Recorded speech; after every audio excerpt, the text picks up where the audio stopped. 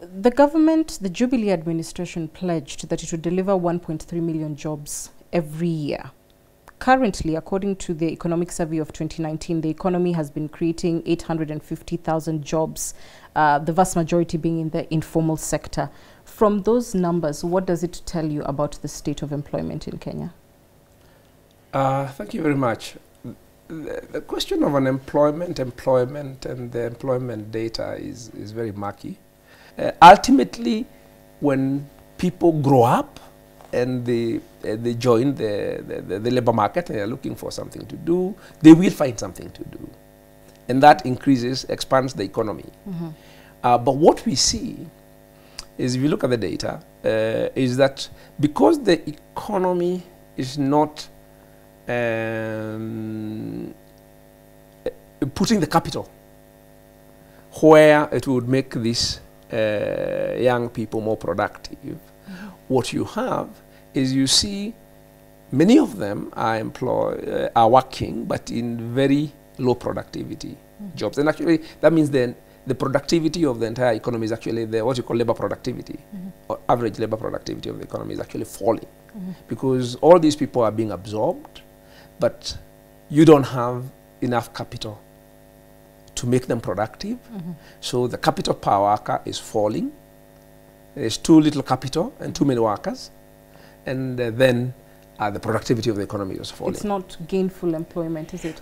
If you look at the data from KNBS, the last labor force survey, which was done 2015-16, it showed that the labor force is about 20 million people.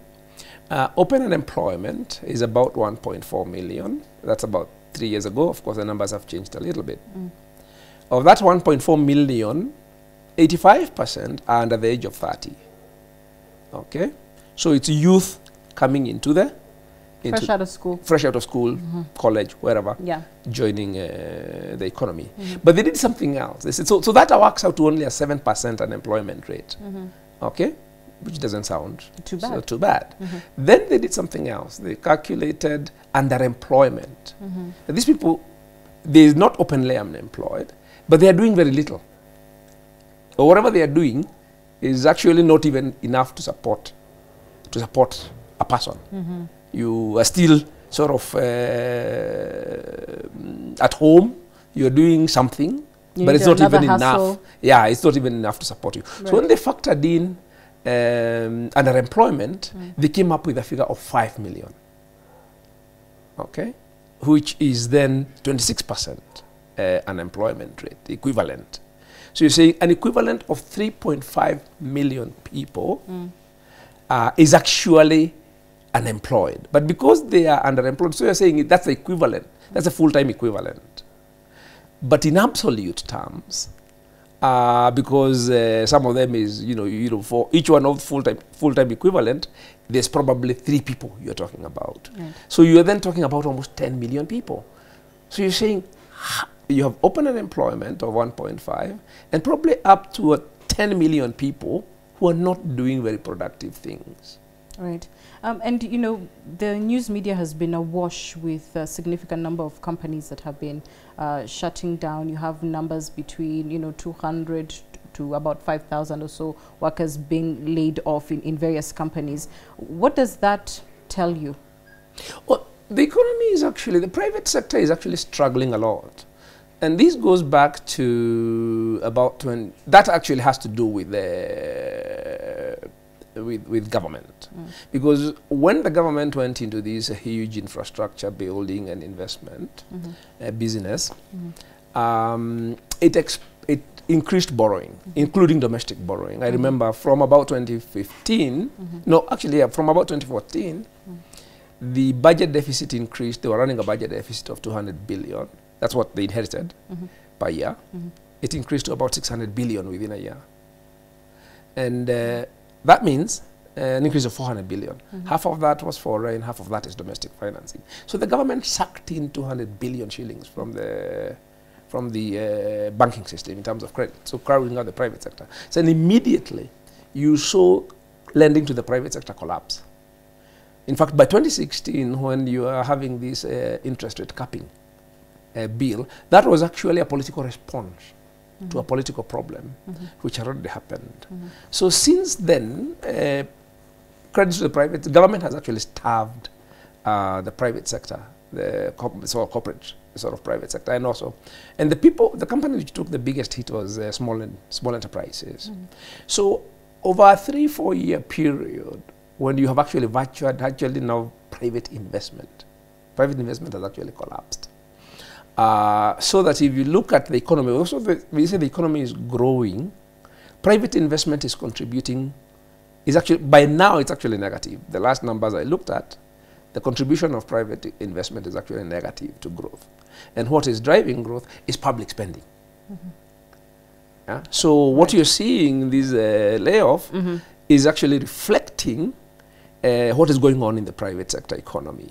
Is it possible to see the economy growing but jobs aren't, to have jobless growth? Yes, because if you're replacing people with machines and getting more productivity, it is then you can actually grow by laying off, by reducing employment. Yeah. You have seemed to suggest that the way in which partly the Kibaki administration and the current administration have approached the economy is by thinking about capital growth, profit growth, rather than people growth.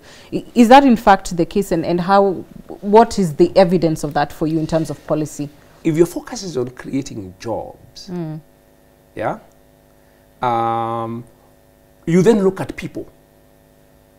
You don't look at the economy and all manner of things and which sectors and all sorts of things.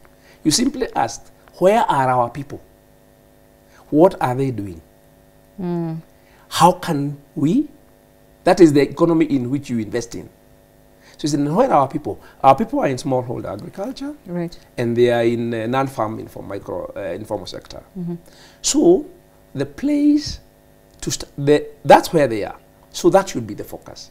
So are you saying that the reason why we have so many unemployed young people is because it has not been the administration's focus to actually create jobs for these young people? Because if it wanted to do so, then it would pump its investment, like you're saying, in the areas where they're available, and it could be quite easy to do more than 1.3 million jobs every year. If you listen to our debate and who participates in the debate, you see industry, the owners of industry, the owners of capital, captains as I call of them. industry, right? Yes. The captains of industry. Right.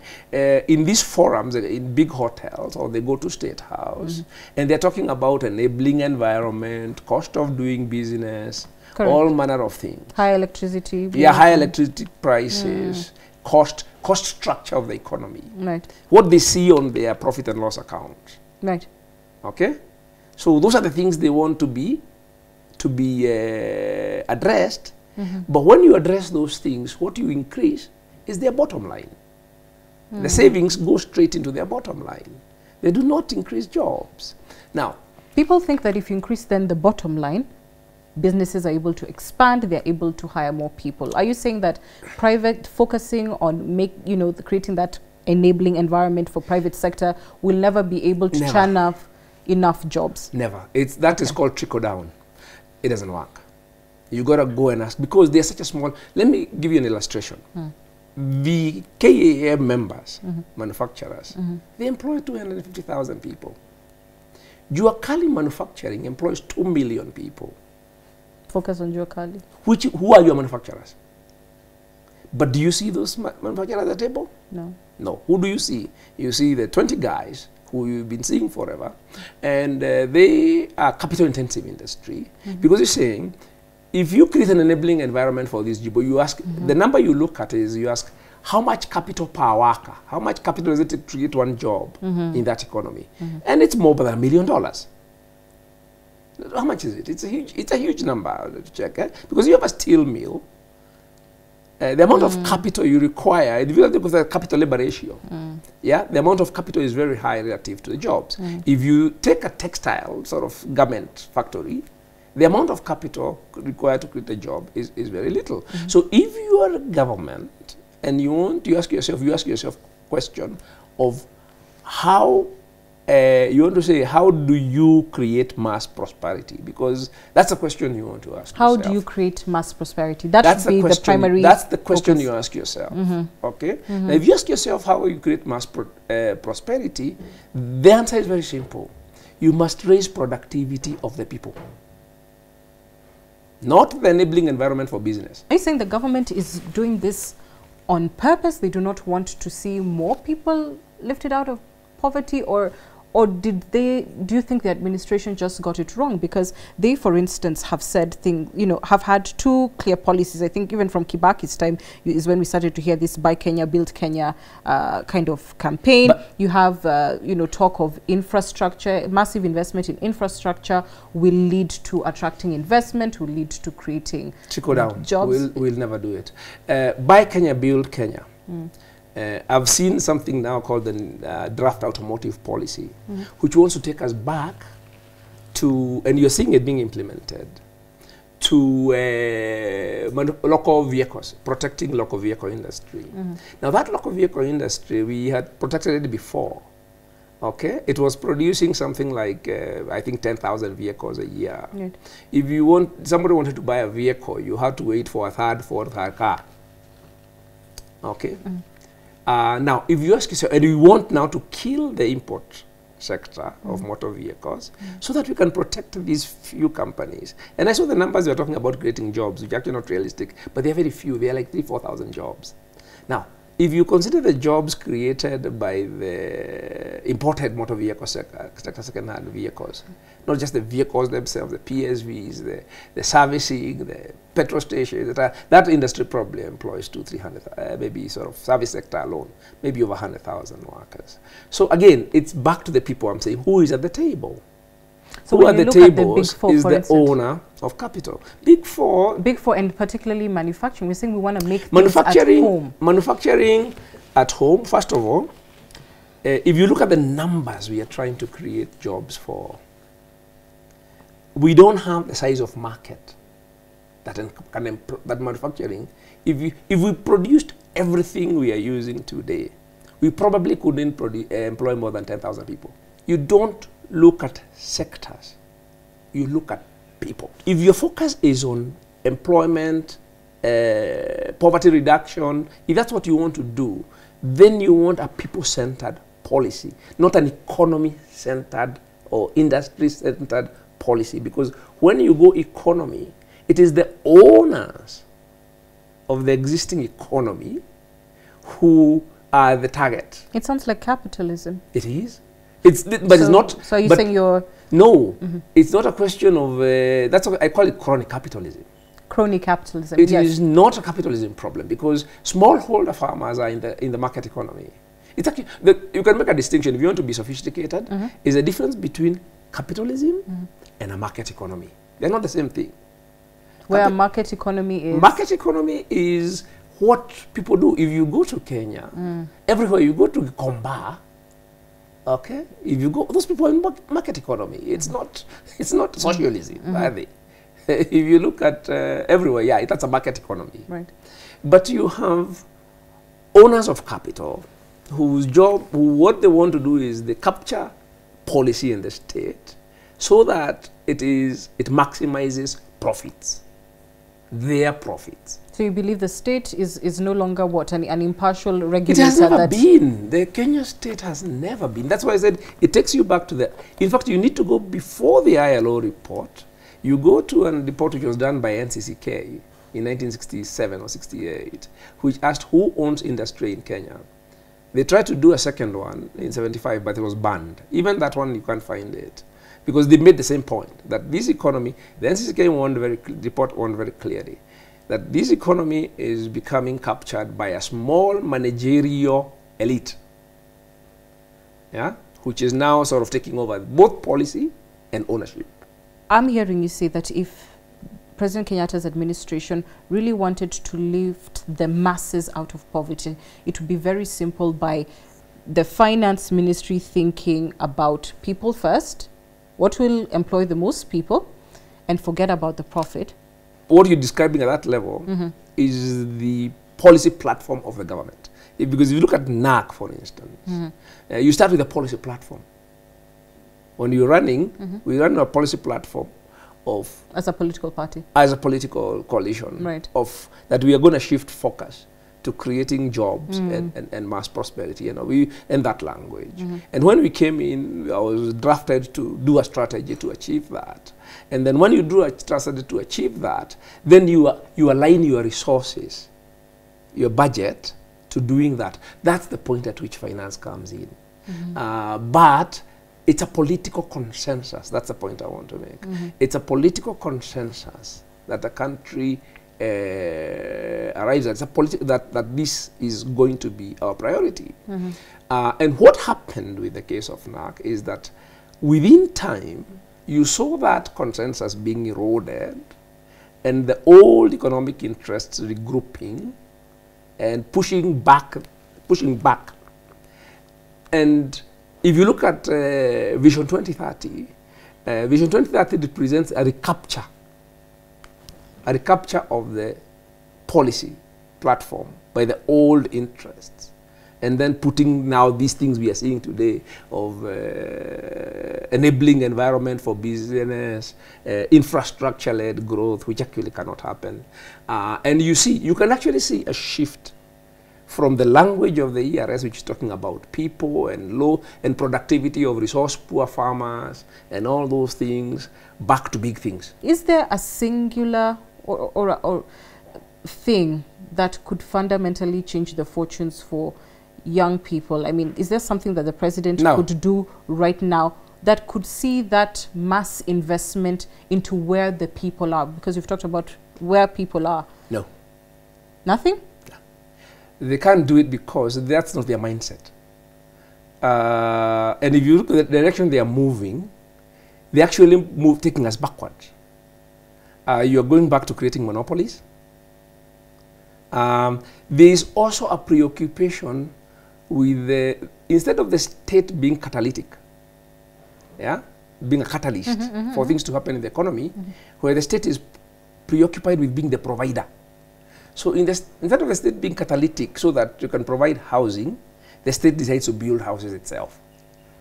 Okay? Right. And in manufacturing, you certainly see a return to sort of putting up barriers, monopoly, again the monopoly sort of mindset. So you'll be asking the government to actually basically do an about turn.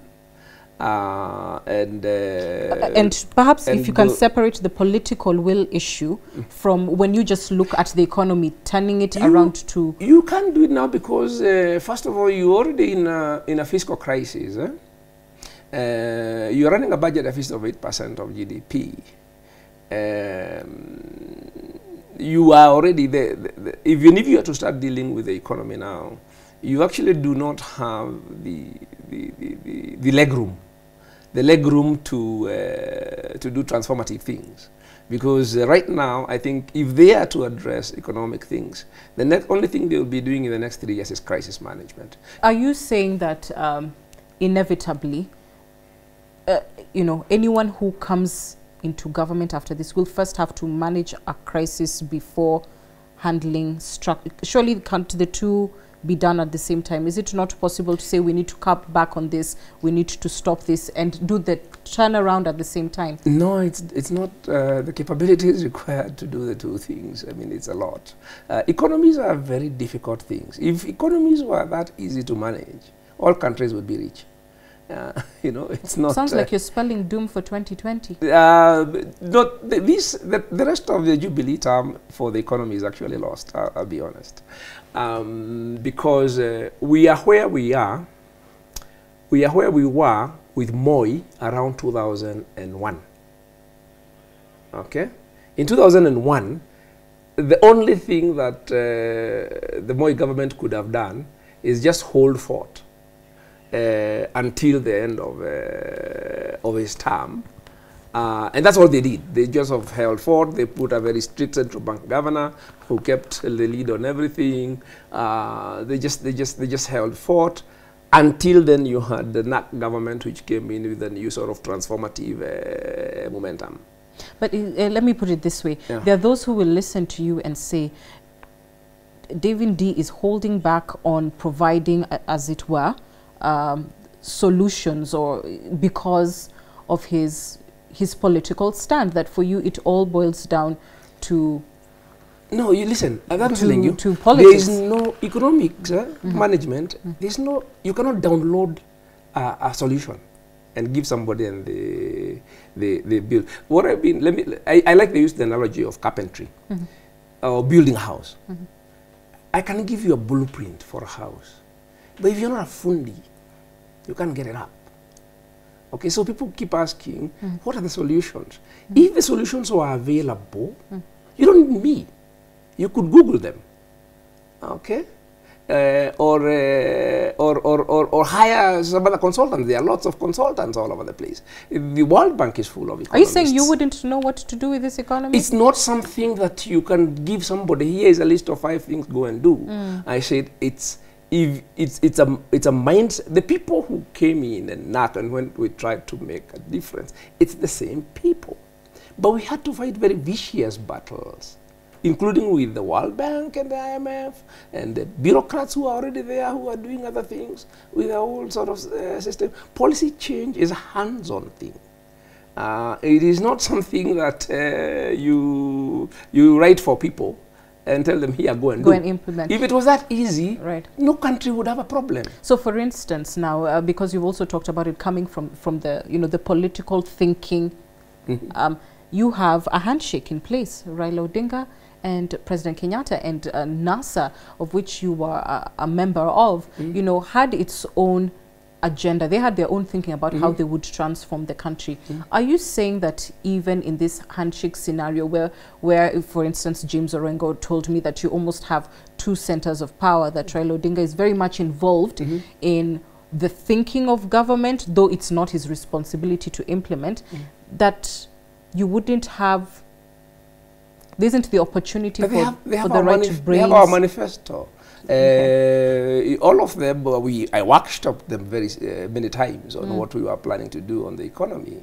So really, they have the documentation, we have discussed this. So if they were to do it, they could just pick it up and run with it. You can't.